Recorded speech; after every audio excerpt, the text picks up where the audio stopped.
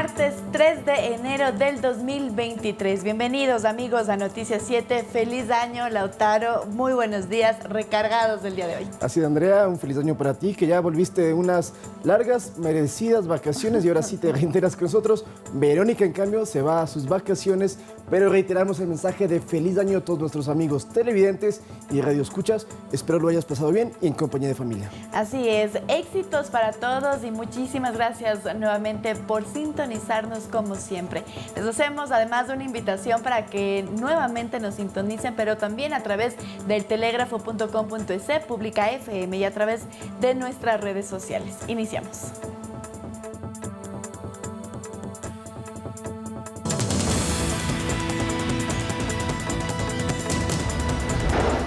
El presidente de Ecuador, Guillermo Lasso, mantuvo una reunión bilateral con su homólogo brasileño.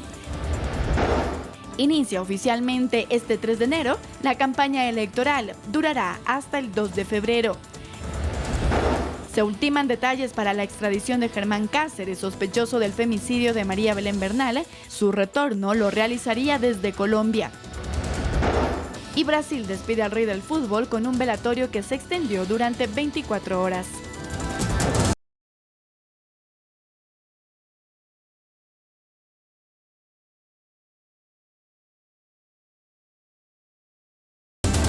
De la mañana con 2 minutos iniciamos contándoles que el presidente de la República, Guillermo Lasso, visitó Brasil. Ahí mantuvo una reunión con su homólogo brasileño Luis Inácio Lula da Silva, quien fue posesionado el 1 de enero. En la cita, los mandatarios dialogaron el programa de Ecuador enfocado en la lucha contra la desnutrición crónica infantil y a la iniciativa brasileña denominada Bolsa Familia, sobre los cuales se prevé establecer espacios de coordinación e intercambio de experiencias para fortalecerlos. Ahí vemos en pantalla entonces las imágenes del presidente Lasso en lo que sería su primer viaje al exterior de este 2023, ¿no? Pero bueno, en esa cita también dialogaron sobre las acciones que se prevén emprender desde el Consejo de Seguridad de las Naciones Unidas, donde Ecuador este año asume como miembro no permanente por un periodo de 2 años. Principalmente hablaron de lo que se refiere al combate contra el crimen organizado. ¿Qué tal si escuchamos las declaraciones del primer mandatario? Ha sido un extraordinario viaje para acompañar al presidente Lula en la posesión de su tercer mandato. En nuestra conversación hemos hablado de muchas coincidencias. Su programa de Bolsa Familia, nuestro programa de lucha contra la desnutrición crónica infantil. Hemos quedado en coordinar ambos programas para ver qué otras bondades tiene el uno y el otro.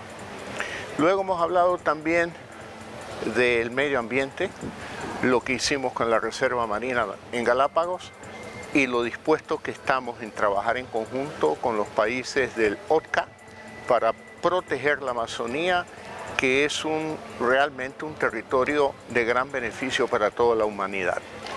Y luego hemos hablado también de las coordinaciones que llevaremos a cabo en el Consejo de Seguridad de Naciones Unidas. Mañana el Ecuador asume un puesto y Brasil está presente también. Así que estos fueron los temas que dominaron nuestra conversación, muy agradable, en lo personal muy afectuoso, y hemos quedado en seguir hablando, conversando y discutiendo los temas de la región.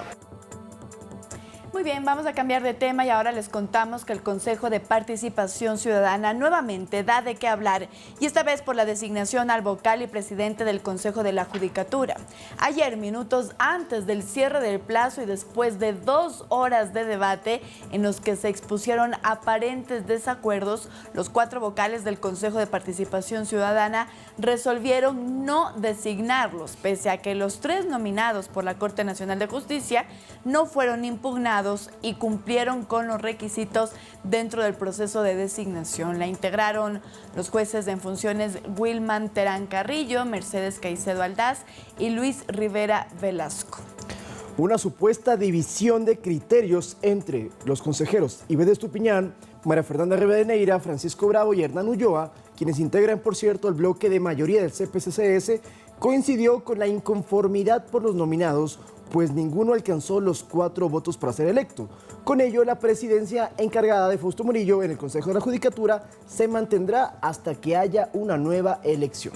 Así es, el día de ayer estuvieron hasta las 18 horas y tenían como plazo designar al vocal y presidente del Consejo de la Judicatura, después de haber concluido con la penúltima fase del procedimiento, que fue escuchar los planes de trabajo de los 3 aspirantes que se realizó el domingo pasado. Así las cosas, ninguno de la terna obtuvo la votación necesaria y Ulloa anunció la solicitud de una nueva terna. Esta era la quinta que había enviado la Corte Nacional de Justicia para designar a su vocal en este organismo que experimenta una baja en su pleno, porque recordemos que luego de que María del Carmen Maldonado renunció a ese cargo en febrero del 2022, desde entonces lo preside Fausto Murillo bajo la figura del encargo. Ahora, el artículo 179 de la Constitución señala que el Consejo de la Judicatura se compone de 5 miembros designados por el Consejo de Participación Ciudadana de ternas enviadas por la Corte Nacional de Justicia, que es lo que sucedió,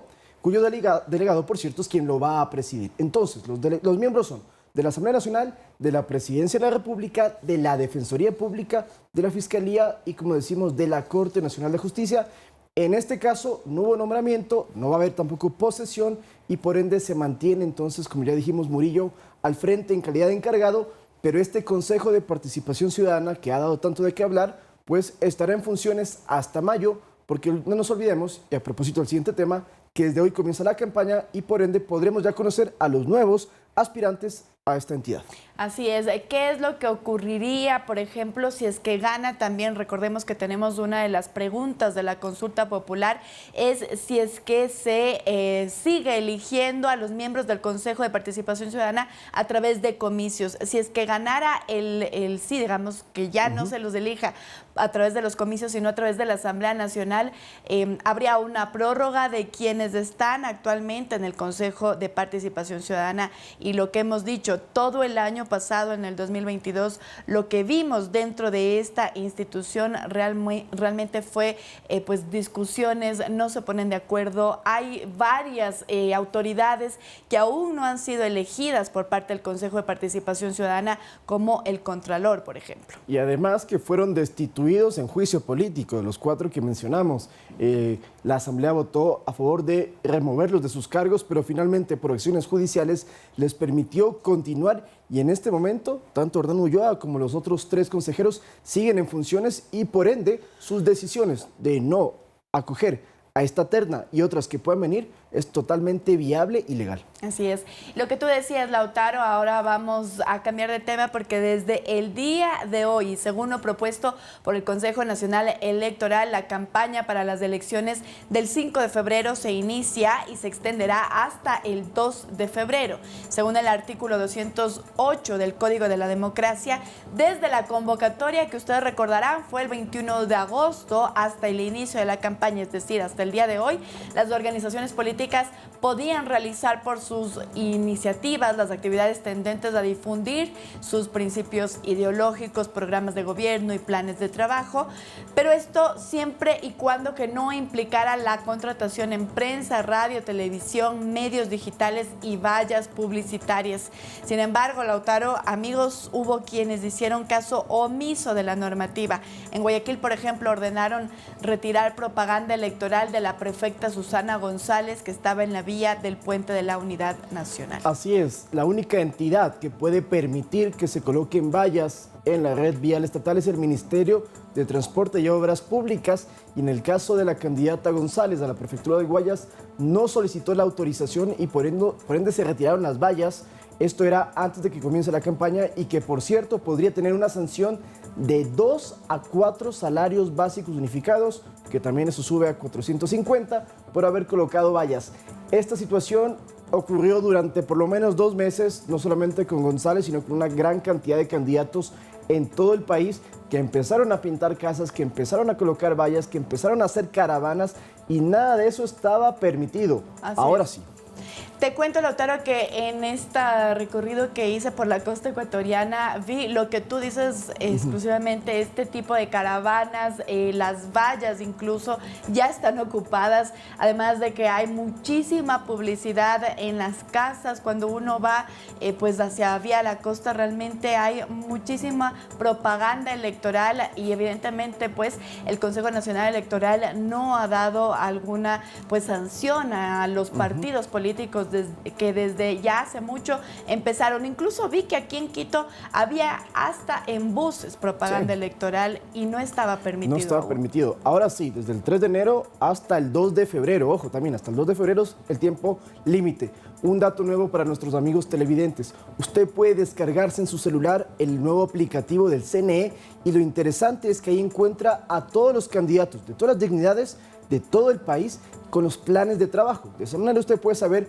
quiénes son los postulantes para las alcaldías, prefecturas, concejales, incluso para el Consejo de Participación y sobre todo saber qué es lo que están, cuáles son sus propuestas, qué es lo que van a ofrecer para tener un voto mucho más informado, porque hasta el último momento había gente que me decía, oye, ¿cuáles son los candidatos? ¿Cuántos son? Bueno, me probé con este aplicativo, muy interesante, uno puede conocer bastante. Hay muchos, mira, ahí estamos viendo en imágenes lo que decíamos sobre la prefecta Susana González, que pues entonces han pedido que se retire toda la propaganda del puente de la Unidad Nacional, que como vemos así lucía repleto de propaganda electoral. Y no era la primera vez, a González también hubo investigaciones por estas caravanas de vehículos con toda la fachada pintada de ella.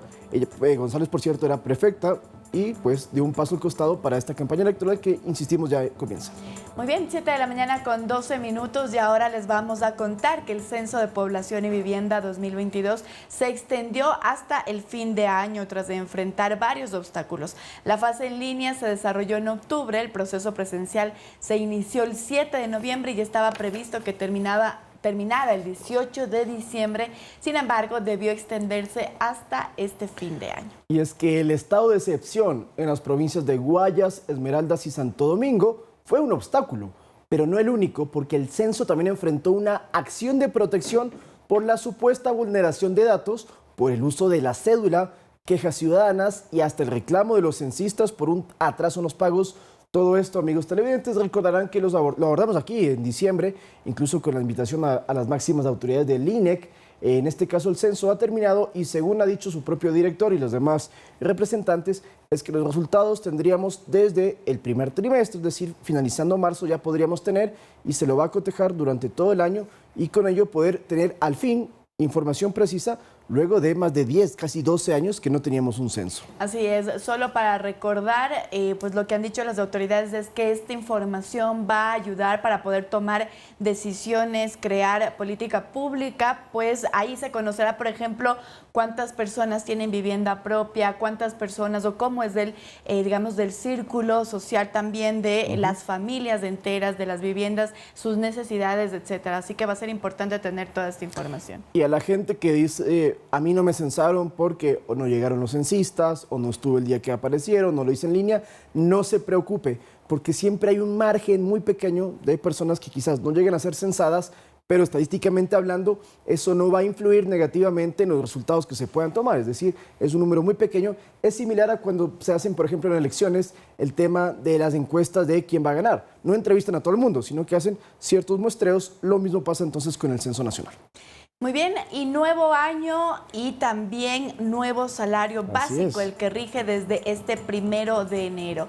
Recordemos que en Ecuador ya está vigente entonces esta nueva cifra que subió un 5,8% para 22 sectores. El aumento rige para trabajadores de 2.100 actividades profesionales que perciben el salario mínimo. El incremento del salario básico de 425 a 450 dólares para 2023 generará además nuevos valores a pagar por rubros como multas de tránsito y contravenciones, Laura. Por ejemplo, el pico y placa en Quito. Ahora, si usted lo detienen, bueno, eso tiene un incremento. Lo mismo en Guayaquil, quienes, por ejemplo, circulan con placas que no están ya legalizadas, las placas metálicas, también hay un aumento dentro del salario básico. Recordemos que parte de lo que había propuesto el gobierno era subir $100 al salario básico en 4 años. En este segundo año de mandato ya se está cumpliendo la mitad, que son los 450. Esto fue tras una reunión que hubo entre empleadores y trabajadores. Se lo hizo a finales del año pasado, a finales de 2022. ¿Cómo suena, no? Año pasado, y fue hace 4 días fue el año pasado. Pero en todo caso, esto ya aplica, así que tengan muy presente que incrementa absolutamente todo.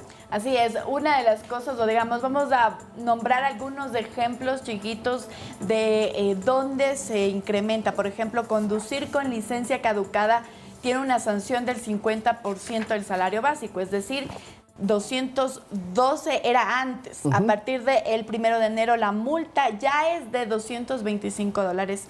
Además, por estacionar el vehículo en lugares no permitidos, la multa del año pasado era de $42,50. Ahora ya es de $50, que es el equivalente al 10% del salario básico. Por no usar cinturón de seguridad, la multa pasa de 63,75 a 67,50. Repetimos, 67,50 por no usar cinturón de seguridad, además de que pone en riesgo su vida completamente, y además sube el valor de las infracciones de tránsito y las multas relacionadas al incumplimiento de ordenanzas municipales, las cuales varían de acuerdo con cada ciudad. Y Andrea, también el tema de la pensión alimenticia, hay ahora un nuevo cálculo, y lo mismo para las elecciones. Toda persona que entonces tiene que estar en la mesa y no acude, también debe pagar 67,50, sería la multa por no presentarse, en este caso, a la mesa. Así es, solo lo que nos hace caer en cuenta también el negrito es que por no estacionar el vehículo en lugares no permitidos, la multa es del 10% del salario básico unificado. Eso quiere decir $45, teniendo en cuenta que ahora pues el salario básico es de 450. Exactamente, que ya comienza a regir entonces el primer sueldo de este año, es decir, a finales de enero, pues usted ya podrá percibir los 450, que, ojo, atención, eso no significa que suben todos los demás salarios. Es decir, si una persona ganaba más del básico, no es que ahora le incrementan $25, no, simplemente a los que ganaban 425, desde ahora entonces ya son 450 hasta finales del año. Veremos en 2024 de cuánto será. Así es, 7 de la mañana con 18 minutos. Nosotros nos vamos a una primera pausa, amigos, pero quédense porque al retornar les tenemos detalles de las reuniones que han mantenido las autoridades de Colombia y Ecuador para definir el viaje de regreso de Germán Cáceres.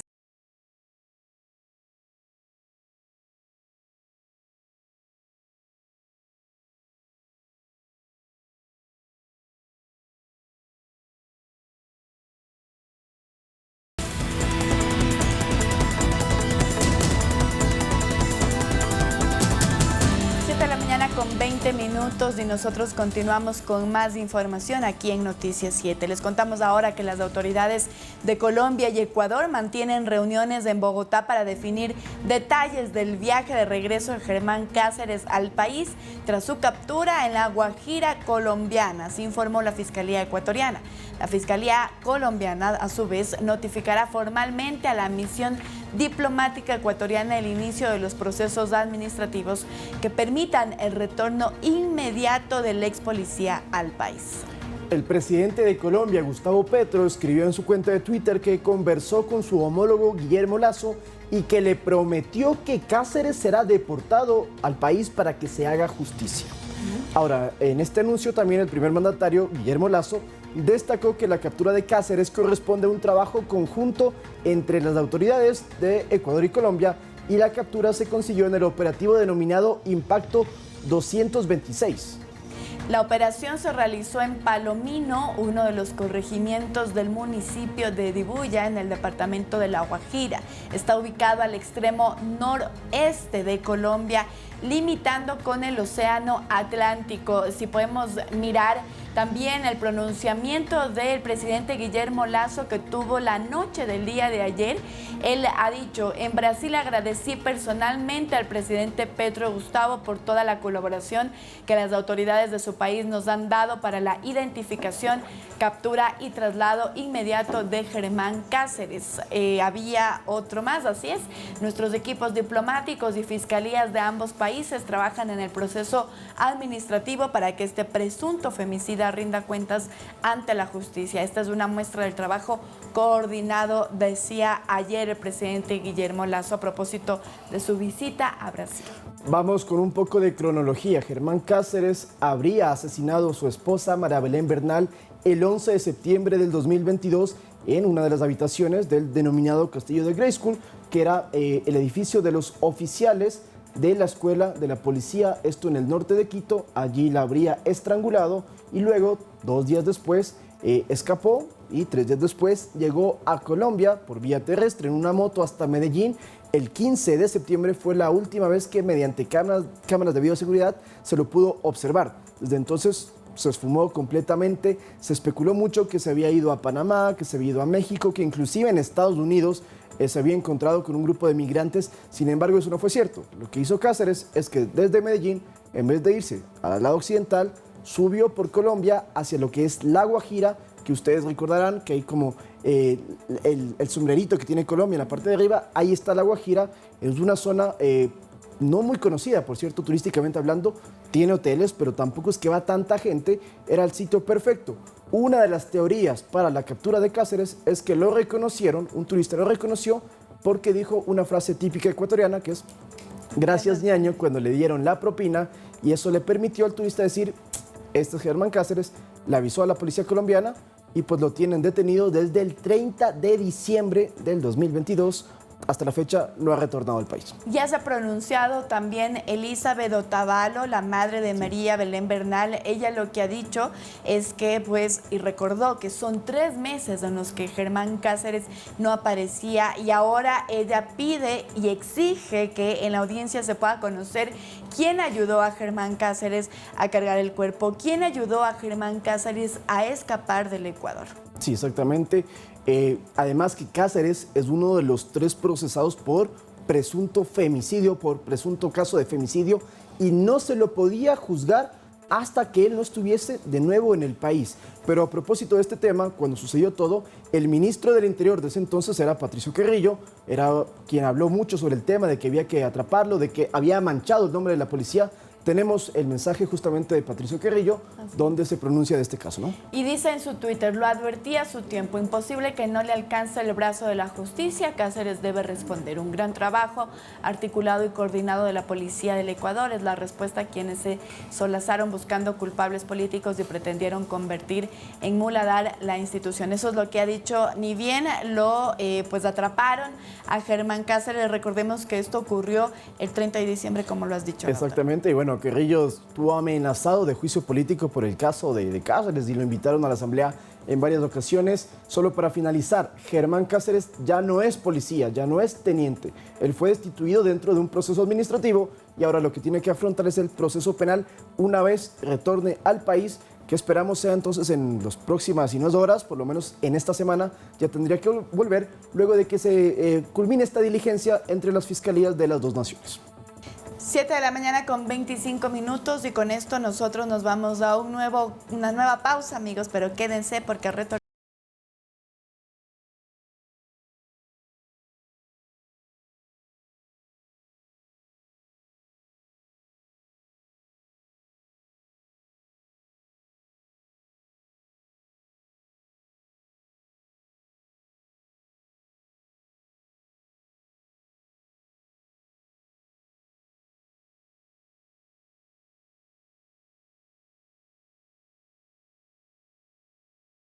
Mañana con 27 minutos ya se encuentra en nuestra mesa de trabajo Andrés Chiriboga. Él es ministro de Educación encargado. Muy buenos días, ministro. Muchísimas gracias por su presencia el día de hoy aquí. Muy buen año, éxitos en todo lo que se propongan, y comenzamos preguntándole los desafíos que se tiene para este 2023 en materia de educación. Buenos días. Buenos días con todos quienes nos acompañan a través de Ecuador TV. En realidad, el Ministerio de Educación se encuentra siempre trabajando desde un trabajo dinámico. Recordemos que además en el Sistema Nacional de Educación nosotros tenemos 2 regímenes escolares. Eso quiere decir que permanentemente tenemos que estarnos preparando para culminar o iniciar alguno de estos dos regímenes. Nosotros, por supuesto, tenemos que garantizar que se preserve esa sensación de normalidad que brinda la prestación del servicio educativo, pero sobre todo garantizar el ejercicio del derecho a la educación Nosotros tenemos grandes desafíos en materia de infraestructura, tenemos que continuar construyendo instituciones educativas, repotenciando instituciones, rehabilitando, manteniendo otras, por supuesto, y continuando con el plan de reaperturas de instituciones en el sector rural. Tenemos que seguir con el proceso de formación docente y culminar con el proceso de concurso de méritos y oposición del Magisterio Nacional en el que se entregarán más de 7.000 partidas en esta oportunidad. Recordemos que el Ministerio, cada vez que realiza procesos de concursos de méritos y oposición, entrega miles de partidas a nivel nacional, partidas que garantizan permanencia y estabilidad en el magisterio fiscal. En el tema de estructuras, ministro, y específicamente datos, ¿cuántas se rehabilitaron el año pasado? ¿Cuántas se construyeron nuevas? Y para este 2023, ¿cuál es el desafío? Se construyeron instituciones íntegramente, instituciones de más de 1.000 estudiantes por jornada, como las que vimos hace unos días en Surupugdo, 13 instituciones a nivel nacional. Nosotros hemos dado mantenimiento a más de 1.062 instituciones educativas a nivel nacional. Digo más porque estábamos concluyendo el día 31 de diciembre, inclusive con la última. Y hemos dado reapertura a 98 instituciones rurales. ¿Qué se tiene previsto para este 2023? Sobre todo en las nuevas estructuras que se van a construir. Se tiene previsto un número similar, esto es alrededor de 14, 15 instituciones de gran volumen, unidades educativas mayores, pero también, por supuesto, dar mantenimiento. Y el mantenimiento no es menor, porque incluye a veces instituciones pequeñas, pero también incluye instituciones muy grandes. Recordemos que en el Ecuador existen instituciones de apenas una decena de estudiantes y también instituciones con más de 9.000 estudiantes.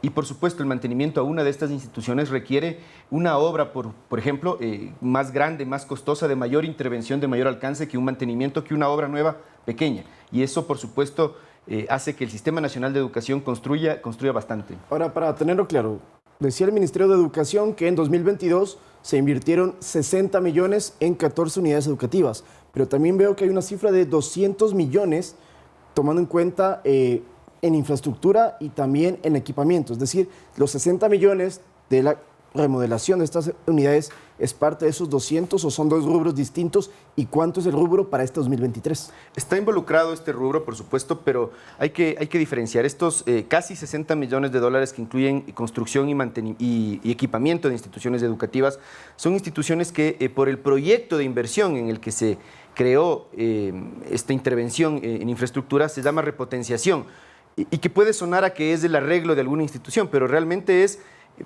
dar de baja totalmente la institución, derrocar la institución y construir nuevamente la institución educativa, salvo en 2 o 3 casos puntuales en los que se han dejado los edificios patrimoniales de esas instituciones. Y el resto de los recursos fiscales o recursos de inversión se han utilizado para dar tanto mantenimiento como intervenciones menores, digamos, no de ese mismo alcance. Pero ¿y de estas 14 ya están funcionando? ¿Ya los estudiantes ya están en ellas, en cada una de ellas? No están funcionando, están operativas todas. ¿Operativas? Porque recordemos que estamos a punto de concluir el año lectivo en Costa. Ajá. Y por supuesto eso indica que al inicio del siguiente año lectivo estarán ya con estudiantes ahí, pero se encuentran plenamente operativas. Es decir, que ya cuando inicie el año lectivo en la costa van a empezar a funcionar y las de la sierra pues también habrá que esperar hasta junio. A ver, no, los de la sierra ya están porque recordemos que estábamos a medio año. Perfecto. Las de costa efectivamente tendrán que esperar, pero ya se están haciendo los procesos de traslado, de matrícula de los nuevos estudiantes, la asignación de los docentes, hay que asignar nuevos docentes o reubicar a aquellos docentes de las instituciones que podrían cerrarse alrededor. Ministro, ¿cómo están ya las medidas de bioseguridad dentro de las unidades educativas? ¿Cómo han visto, hay tal vez rebrote de contagios de COVID-19? Hemos visto que diciembre, noviembre hubo muchísimas personas que no solo estaban con COVID, sino con afecciones respiratorias. ¿Cómo se encuentra esta situación dentro de las unidades educativas? Efectivamente, dentro de las unidades educativas nosotros seguimos lo que manda el Ministerio de Salud Pública. Recordemos que es la cartera de Estado encargada de determinar cuáles son las medidas de bioseguridad adecuadas dentro de todos los espacios en general de la sociedad ecuatoriana y por supuesto las escuelas no quedan fuera de ello. Y en ese sentido nosotros estamos aplicando las medidas, esto es el uso correcto de las mascarillas justamente por los casos de rebrote e indicar que las escuelas no se convirtieron en un centro de contagio. Nuevamente, lo que hemos venido diciendo hace varios meses, las escuelas no son un lugar de contagio si se llevan adelante las medidas de bioseguridad adecuadas y por supuesto esto ha garantizado la permanencia de las instituciones educativas. Muy bien, ministro. Quisiera cambiar de tema tema un poco más por el tema de seguridad. Entendemos que tanto en Manabí como en Guayas hay muchísimas personas que ya no están enviando a sus hijos porque tienen miedo de que pues pasen este tipo de vacunas, de que en las instituciones no sea un lugar seguro, incluso docentes con mucho miedo. ¿Cómo está esa situación, ministro? Recordemos que a mediados del mes de noviembre se hizo público ya el Plan Nacional Escuelas Seguras. Ese plan se ha venido implementando, se priorizaron 220 instituciones, la mayor parte precisamente en Guayas, también en Manabí, Santo Domingo, Esmeraldas, del Oro, Los Ríos. Y con ese plan nosotros, conjuntamente con el Ministerio del Interior, hemos venido trabajando para poder garantizar que niños, niñas, adolescentes, docentes puedan acudir a sus aulas. Nosotros no somos ajenos al problema de seguridad. Quisiéramos decir que el Sistema Nacional de Educación vive en otro mundo, pero lamentablemente vive exactamente las mismas condiciones que se viven en el resto del país. Aún así queremos decir que hemos avanzado y hemos avanzado bastante, que la mayor parte de escuelas se encuentran seguras, que era efectivamente nuestro objetivo, y que además cada plan va aterrizado a la realidad de cada institución educativa. Inclusive en 2 instituciones que podrían sufrir similares situaciones de violencia superficialmente siendo analizadas, podemos ver que cada caso tiene que ser atendido de una manera distinta. Pero ¿cuál es la atención específica que se está dando a las unidades educativas? ¿Y solo es en el sistema fiscal o también están dando ayuda o soporte al sistema particular? Se brinda ayuda al sistema particular en los casos que ameritan. Nosotros recordemos que tenemos 3.520 instituciones particulares en todo el país. Y en esas instituciones se tiene que atender en función de tanto el lugar en donde se encuentran ubicadas como si es que existen alertas. Lamentablemente, en el mayor momento de sensibilidad de la crisis de seguridad hace algunos meses, tuvimos algunas instituciones particulares que fueron víctimas de ciertas bromas, digamos, de algunos estudiantes, bromas insensibles, indolentes en estos momentos, estudiantes que por supuesto siguieron los procesos sancionatorios respectivos dentro de sus instituciones.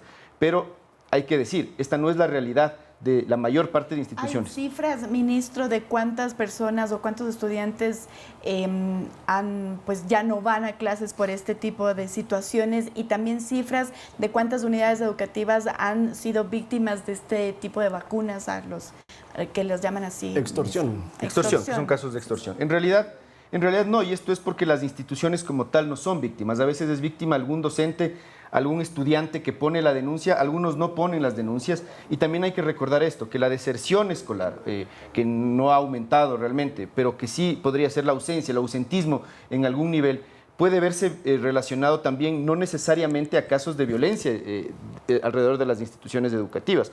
Hay muchas razones por las que los estudiantes pueden dejar ir.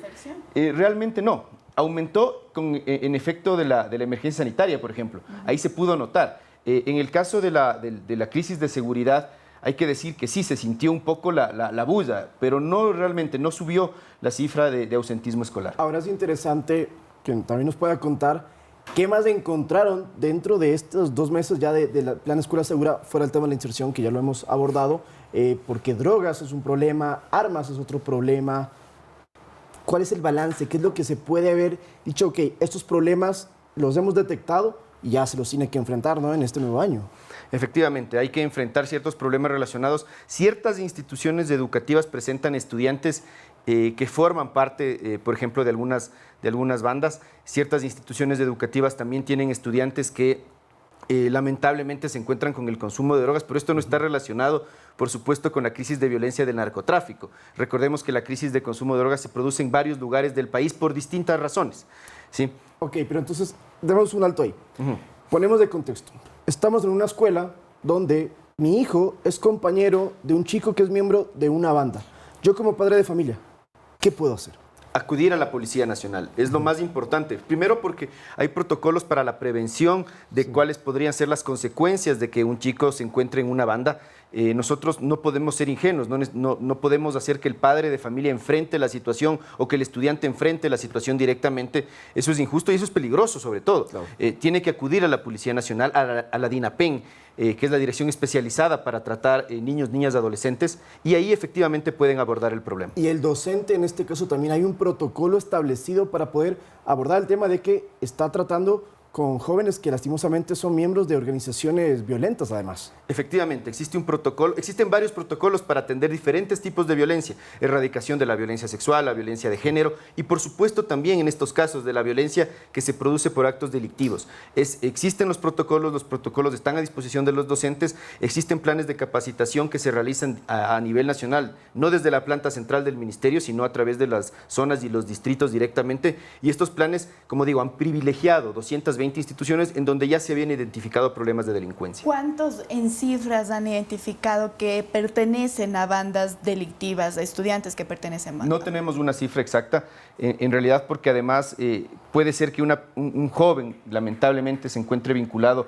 a este tipo de situaciones, pero no quiere decir que el grupo con el que podría convivir en la institución educativa, sus amigos, probablemente amigos de toda la vida, estén involucrados en las mismas actividades. Estos casos se analizan investigativamente por parte del Ministerio del Interior y la Policía Nacional. Ahora, ser parte de una banda es una causal para que la unidad educativa retire a este joven, le diga, no puede estudiar más. No, en realidad.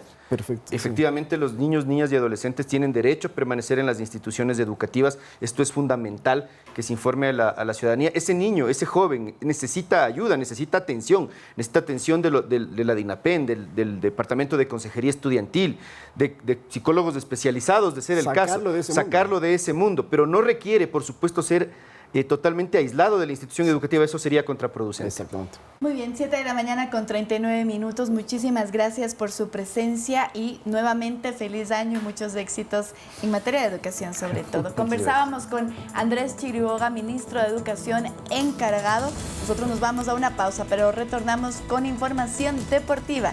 Quédese con nosotros.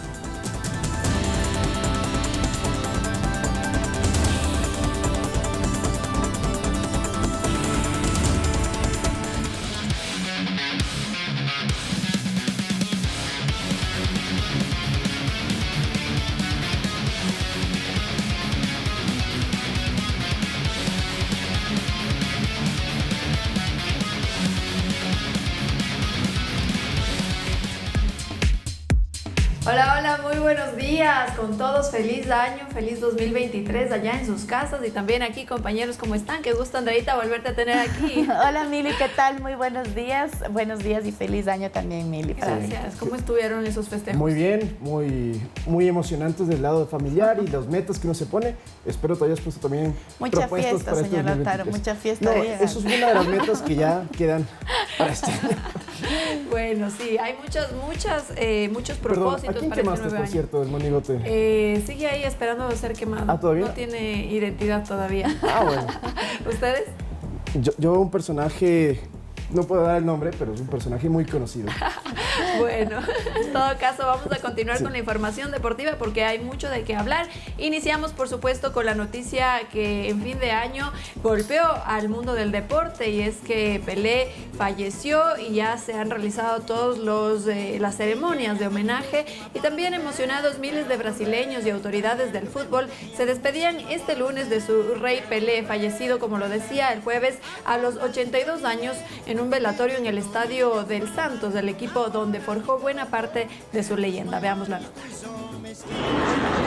Último adiós a Pelé.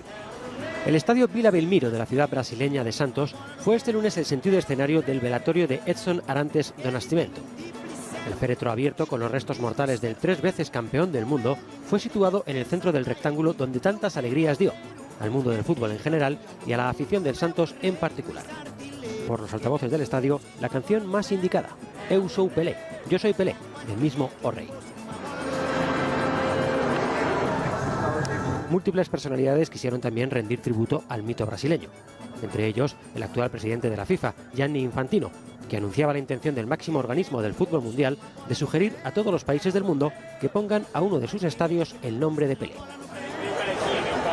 La capilla ardiente permanecerá abierta durante 24 horas, hasta las 10 de la mañana hora local del martes, momento tras el cual el cuerpo sin vida del 10 por excelencia recorrerá las calles de Santos. El cortejo fúnebre concluirá en el cementerio Memorial Necrópolis Ecuménica, donde será enterrado en una ceremonia privada. Brasil inicia una nueva etapa sin su rey.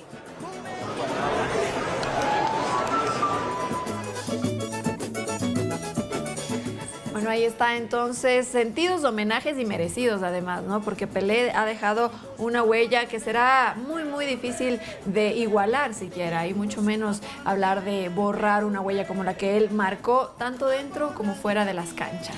Totalmente, el más cercano, y lo hemos dicho aquí, es Lionel Messi, pero lo hecho por Pelé, 3 Copas del Mundo y más de 1.200 goles, eso creo que quizás nunca más se vuelva a repetir, ¿no? En la historia del fútbol. Sí, vamos a ver, bueno, y continuando con el tema precisamente vemos algunas imágenes porque el velatorio de Pelé inició el día de ayer a las 10 de la mañana en el estadio Vila Belmiro, lo decíamos, del Santos Fútbol Club. Asistió Gianni Infantino, el actual presidente de la FIFA, quien además anunció que pedirá a todos los países miembros de la FIFA nombrar al menos un estadio con el nombre de Pelé, para que su legado se mantenga y para que los chicos que vienen también, las nuevas generaciones, conozcan y sepan quién fue Pelé. Interesante porque, perdón la comparación, cuando murió Maradona nunca se pidió algo así. O sea, yo estoy de acuerdo con Pelé, pero no sé si a escala mundial, pero en fin, a criterio de cada uno. Lo cierto es que en ese estadio donde se encuentra ahora Pelé fue donde él debutó con tan solo 16 años. Y por cierto, dentro de la historia de Pelé, él era un lustrabotas, no tenía dinero su familia y él empezó a ayudarles lustrando zapatos hasta que luego ya se convirtió en futbolista y lo que menos le faltó fue dinero, justamente. Hubo muchísimos personajes que durante el fin de semana y claro, cuando conocimos ya del fallecimiento de Pelé se pronunciaron, incluso a mí una de las fotos que me sorprendió también fue con Barack Obama, sí, que lo puso en reconocimiento a lo que él representa para el fútbol de manera general y ahí yo sí diría de manera global. Sí. Sí, se pedirá también un minuto de silencio en todos los estadios en los que se juegue un partido de fútbol para que, continúen también estos homenajes. Brasil decretó 3 días de luto. Realmente es una situación bastante grande, ¿no? Lo que está ocurriendo alrededor de esta situación. Ahora, Mili, había estado leyendo, no sé qué opinas tú, pero Neymar no ha ido al sepelio y hay críticas en Brasil de que dicen que no le permite salir el PSG, el equipo francés, pero Neymar, cuando, dicen ellos, textual, cuando Neymar ha pedido permiso para irse de fiestas, se va nomás y ahora no acude al sepelio del máximo exponente del fútbol brasileño en la historia. Bueno, yo creo que tiene mucho que ver con las restricciones porque viene de unas vacaciones. Ya después de haber enfrentado el Mundial, se tomaron unas vacaciones, regresa al PSG y luego volver a salir para un viaje que además no es de 1 día, 2 días. O sea, significa que claro, por lo menos unos 4 días, si no es más, Neymar debió haber estado fuera del PSG, que ya no tenía a Messi además. Entonces vamos ahí con imágenes en vivo, es lo que estamos viendo actualmente, de todas las personas que se han dado cita precisamente en el estadio del Santos para dar el último adiós. Quienes tuvieron la dicha de conocerlo en persona y quienes simplemente lo vieron jugar o lo vieron a través de las pocas imágenes de televisión que pudo haber habido en ese momento, pero también hay gente que cuenta, ¿no? Que se paralizaba todo, no había televisión o era muy difícil, solamente la gente de clase alta podía acceder a tener un televisor en su casa, pero prendían las radios, pedían permiso, insistían para ir a jugar en vivo a Pelé y bueno, ese es el recuerdo que les queda, ¿no? Maravillados por todo lo que él pudo hacer en cancha. Lo que vemos ahí entonces en imágenes y también ya si se hacen un paneo, me imagino yo que el día de hoy también estará el presidente recién posesionado de Brasil, Lula. Que también es muy futbolero. Creo que no es hincha del Santos, pero muy futbolero. Ahora tú hablabas de la gente que lo vio y nos contaste la semana pasada que en Ecuador vino Pelé también a jugar, sí, ¿no? Vino 4 veces a jugar contra Barcelona, Emelec, Liga de Quito y Aucas. Y en todas las ocasiones ganaron. Pero qué bueno, suerte, ¿no? Vamos a continuar con más información porque también hay buenas noticias para el deporte ecuatoriano. Qué maravilla empezar así este 2023 porque tenemos muchas expectativas en cuanto al deporte que CR7 ya está en el fútbol de Arabia Saudita. Finalmente en este feriado se confirmó, apareció con la camiseta, ahí está, miren, la llegada de Cristiano Ronaldo con su familia a Arabia Saudita para ya empezar con su nueva faceta en el Al Nassr de esta nación, en donde le pagarán nada más y nada menos que 200 millones de dólares por temporada y tiene firmado contrato hasta el 2025. Hagan ustedes ahí los cálculos, cómo será ya. Ahora es sin duda el mejor pagado de los futbolistas a nivel mundial. No hay nadie que haya llegado a esa cifra antes y mucho menos actualmente. 37 años tiene, ¿no? 37 años y una billetera bastante pesada.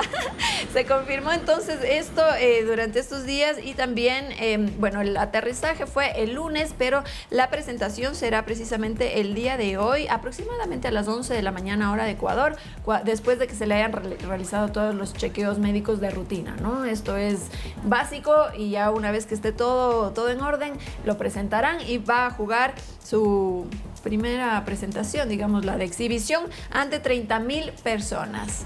Wow. Muy bien. Y Messi ya también en Francia 1000. Sí, después de tomarse unas merecidas vacaciones del campeón del mundo, llegó a Francia para unirse nuevamente al PSG, que ha sufrido sin Messi. Ha perdido sus últimos 2 partidos y ahora esperan que, bueno, ya le llaman la primera dama, ¿no? A Antonella, sí, la esposa de Lionel Messi, que es ahora el rey del fútbol y está ya con sus hijos y todos nuevamente en Francia para iniciar esta nueva temporada en el 2023.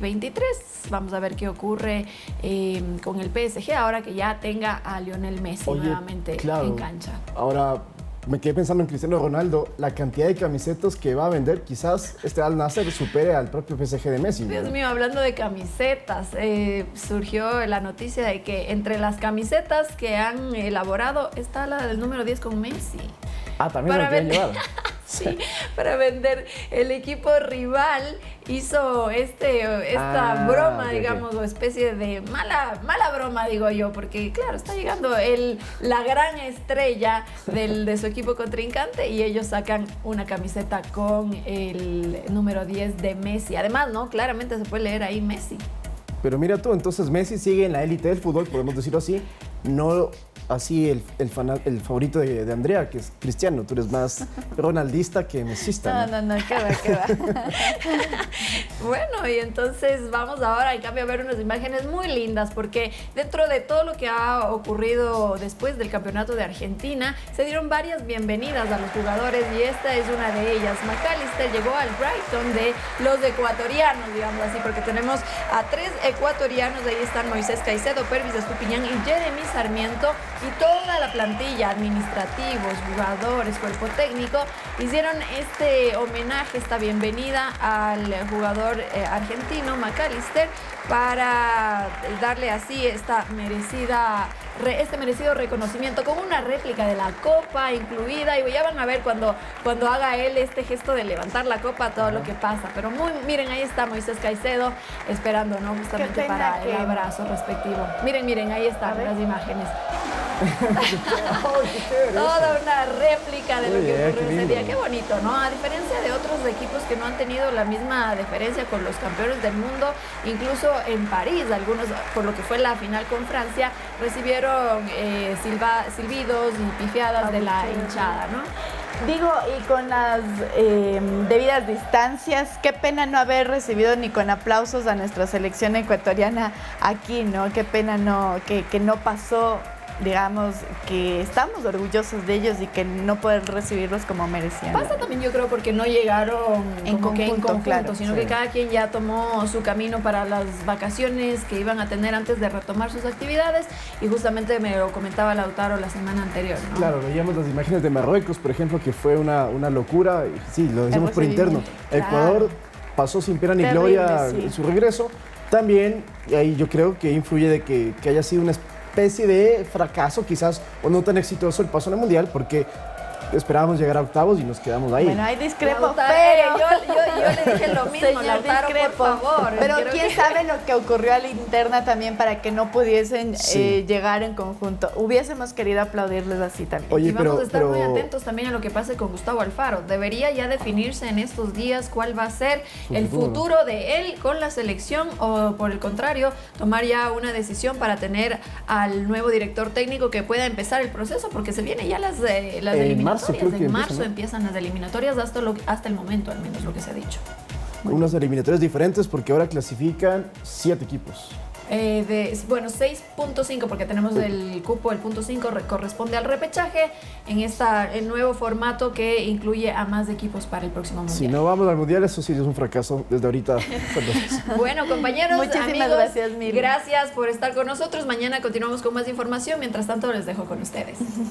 Muy bien, muchísimas gracias por ese reporte completo de noticias deportivas. Y ahora nos vamos al ámbito internacional porque el Papa Emérito Benedicto XVI falleció el sábado a los 95 años de edad. El Vaticano ya había comunicado que se había producido un agravamiento de su estado de salud debido al avance de la edad.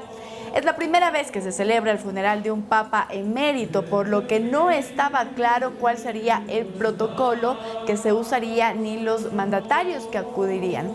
Benedicto XVI rompió, recordemos, la tradición en 600 años de no renunciar al pontificado. Murió este sábado a los 95 años. Y es que el 11 de febrero del 2013, es decir, hace 10 años, Benedicto tomó la decisión de dar un paso al costado por motivos de salud, según manifestó, que ya no tenía la energía suficiente para continuar al frente de la Iglesia Católica. Recordemos que cuando dijo esto, poco tiempo atrás, surgió el escándalo de los Vaticano Leaks, que vinculaban a ciertos casos de pederastia, pero aseguran que Benedicto no tuvo absolutamente nada que ver con esto y su decisión era por temas de salud, problemas cardíacos principalmente, y como dices tú, en 598 años no había un papa que renunciara, y el propio Juan Pablo II lo dijo en su momento: todo papa que renuncie, o sea, un papa emérito, es una persona que no tiene perdón de Dios, porque hay que cumplir la labor hasta el último suspiro.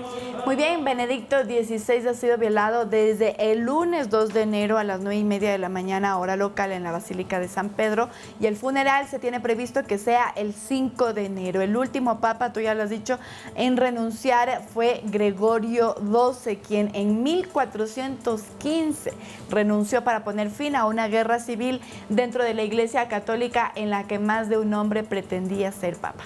Exactamente, pero bueno, ¿qué tal si terminamos entonces nuestro primer noticiero del año con imágenes de cómo la gente despidió en todo el mundo al 2022, un año yo creo que en lo personal muy bueno, compañeras, y esperemos que este 2023 sea mejor. Estas son imágenes internacionales, miren esa fiesta que lastimosamente, por cierto, en Quito no se lo pudo llevar en tal magnitud por el tema del clima, estuvo muy nublado.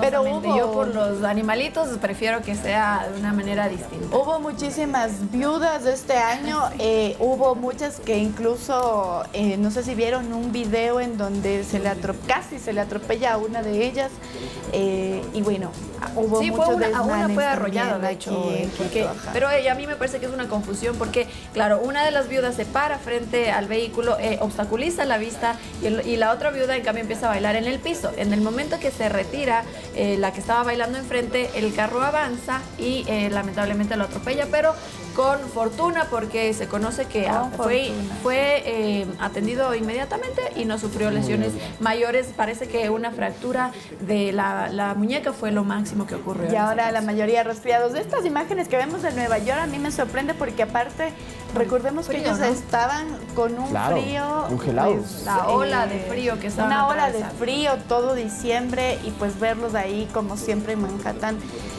divertido. Y la diferencia cultural, ¿no? Ustedes mencionamos de las viudas en Ecuador, en el exterior vemos esta maravilla de los fuegos pirotécnicos, un espectáculo muy lindo que alguna vez en la vida hay que ir a poder presenciar. No estuviste aquí, Andreita, pero ¿cómo calificas del 2022? Muy bien, muy bien. Del 8 al 10, iba a decir, del 10 al un 9.